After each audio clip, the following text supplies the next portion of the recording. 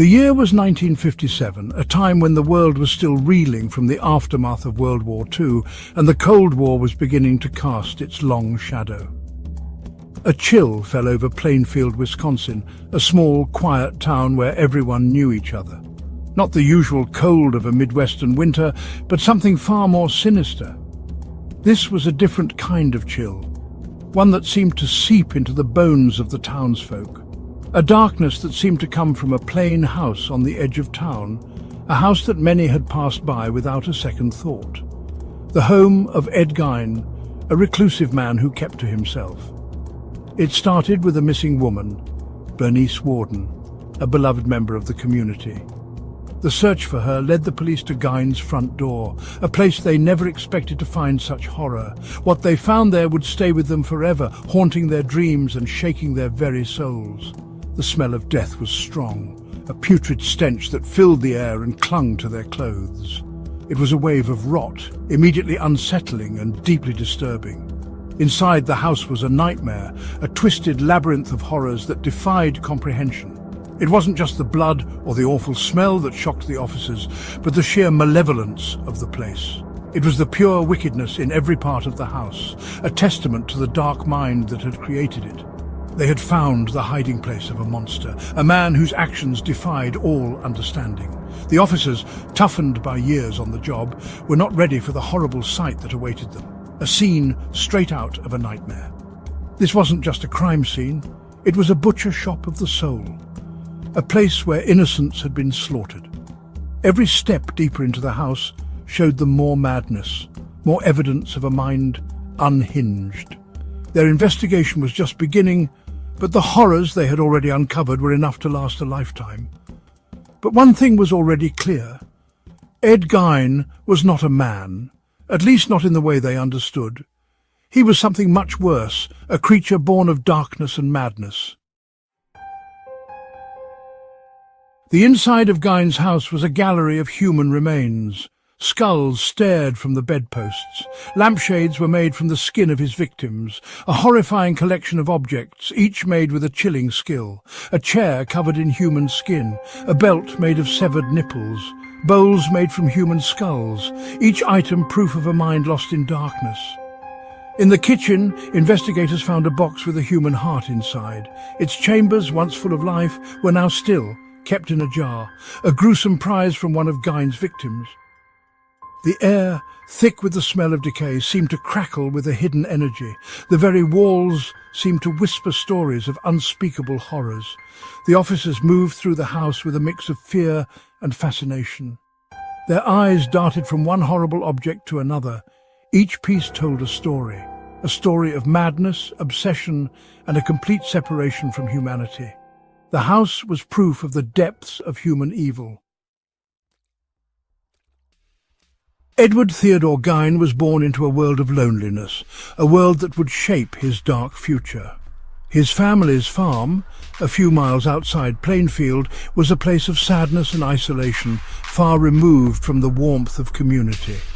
His father, George, was an alcoholic, unable to care for his family, often lost in a haze of drink and despair.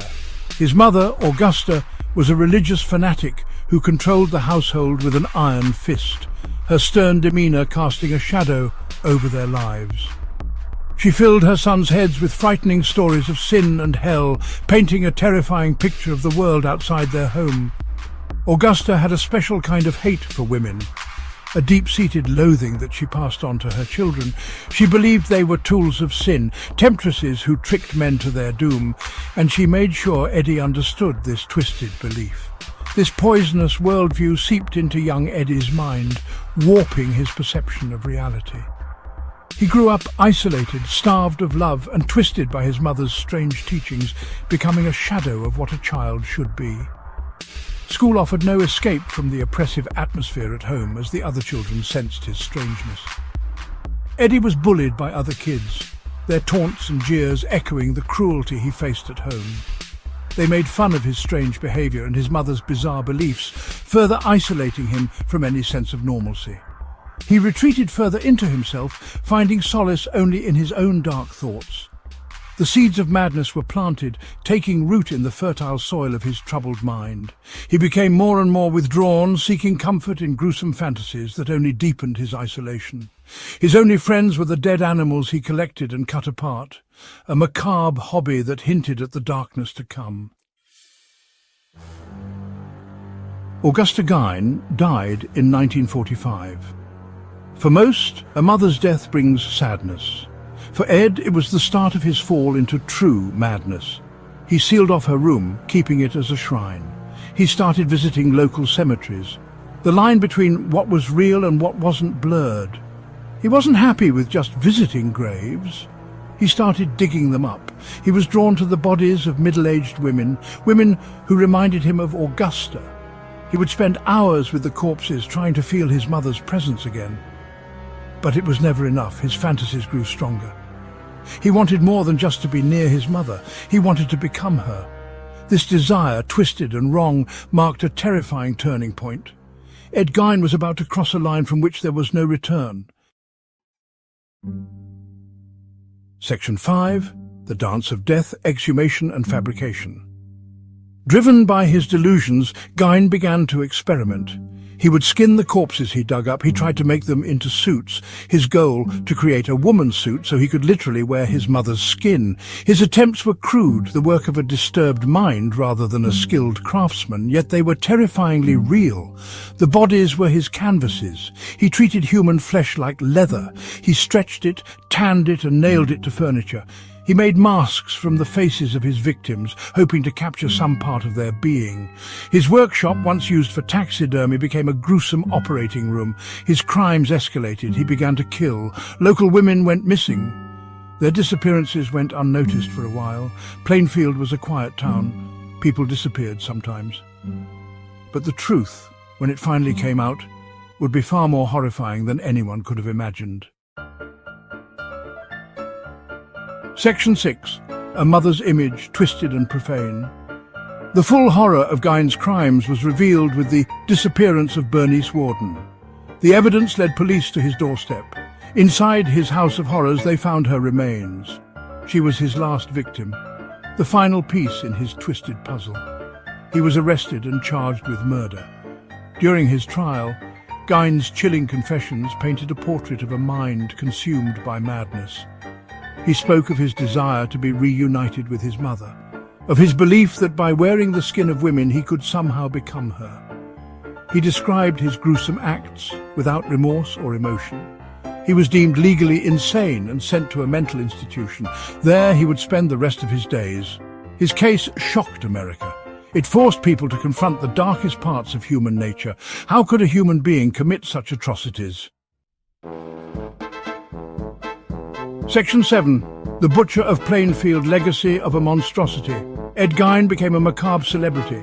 The Butcher of Plainfield. His crimes inspired books, movies and nightmares. He became a cautionary tale, a symbol of the horrors that lurk beneath the surface of even the most ordinary-seeming individuals. His name became synonymous with depravity. His crimes, a chilling reminder of the fragility of the human psyche. Even today, decades after his death, the name Ed Gein still evokes a sense of dread. His story continues to fascinate and repel in equal measure. The house where he committed his crimes burned down under mysterious circumstances. Some say it was a fitting end to a place soaked in such darkness. Others believe that the evil that permeated that house could never truly be erased. Section 8. Echoes of Madness, Gein's influence on popular culture. Gein's legacy extends far beyond the realm of true crime. His twisted psyche has left a permanent mark on popular culture. His influence can be seen in countless books, films and music.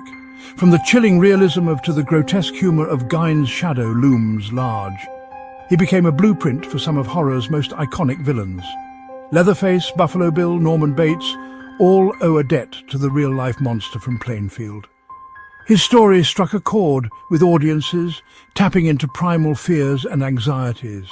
Gein's story serves as a chilling reminder that the line between reality and fiction is often blurred, that the monsters we fear in stories are often reflections of the darkness that exists within us all. Section 9. The Darkness Within, a haunting reminder. The story of Ed Gein is not just a tale of gruesome murders. It delves deep into the psyche of a man tormented by his own mind. It is a stark reminder of the fragility of the human mind and how easily it can be shattered. Of the darkness that can fester in the shadows, growing unnoticed until it is too late.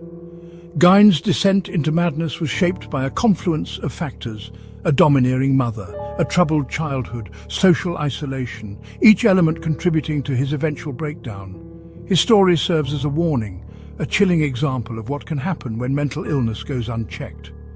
A reminder that we must acknowledge and address the darkness that exists within ourselves and within our communities. Ignoring it only allows it to grow stronger. We must strive to create a world where individuals are not driven to such extremes, where they find support and understanding, where mental illness is recognized and treated with the seriousness it deserves, where compassion and understanding are paramount and no one feels alone in their struggles. The story of Ed Gein is not one we should easily forget. It lingers in our collective memory as a dark chapter. It is a story that should haunt us, reminding us of the potential for darkness within. For in its horror lies a profound truth. The monsters we fear are often closer than we think, lurking in the corners of our own minds. They are a product of our world, shaped by our actions and inactions. And it is up to us to ensure that such horrors are never repeated, by fostering a society built on empathy and care.